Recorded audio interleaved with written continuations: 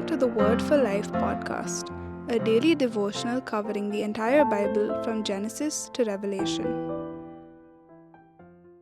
In Exodus 14, we read how Pharaoh and his army chased down the fleeing Israelites.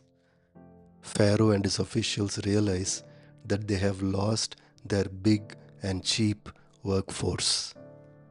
Now, this is going to affect their nation's economy.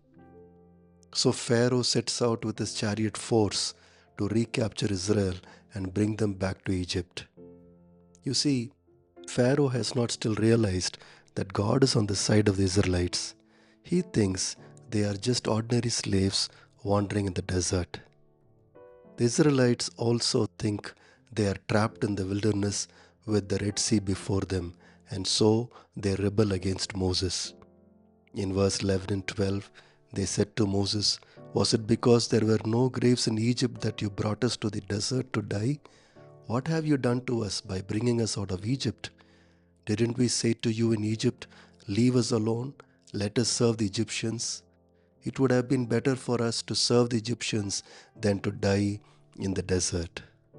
So, Pharaoh chases Israel thinking that his chariots will make him a winner. Israel thinks God cannot save them and they cry.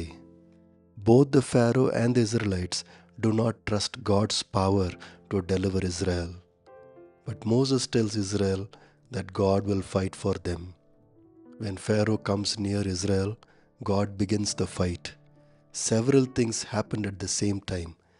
The angel of the Lord moved behind Israel so that Pharaoh was not able to come near them.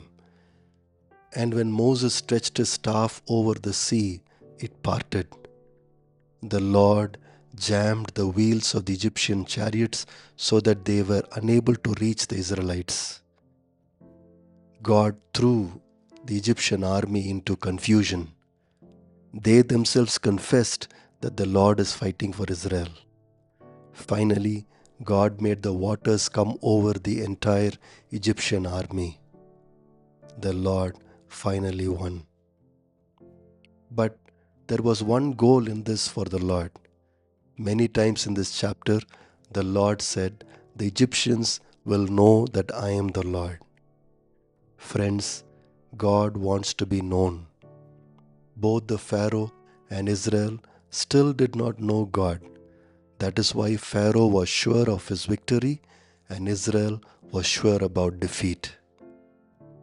You see, we would have thought that when the firstborn died in Egypt, Pharaoh finally came to know God. But now we know that he still has not known God. The Israelites also, who had seen 10 plagues on Egypt, did not still know God.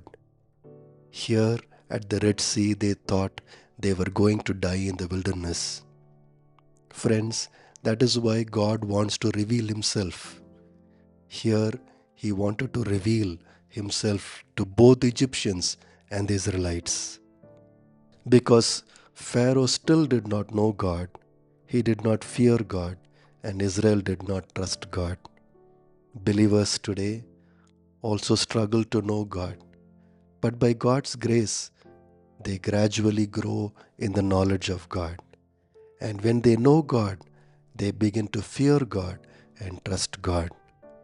And just like God did at the Red Sea, he creates more and more opportunities for his people so that they will understand who he is. Israel at the Red Sea understood the Lord. That is why the last verse of this chapter reads, in verse 31 we see, "And when the Israelites saw the mighty hand of the Lord displayed against the Egyptians, the people feared the Lord and put their trust in him and in Moses his servant." Friends, God wants us to know him so that we will fear him and trust him. Thanks for listening. We'll see you tomorrow for the next episode of the Word for Life podcast.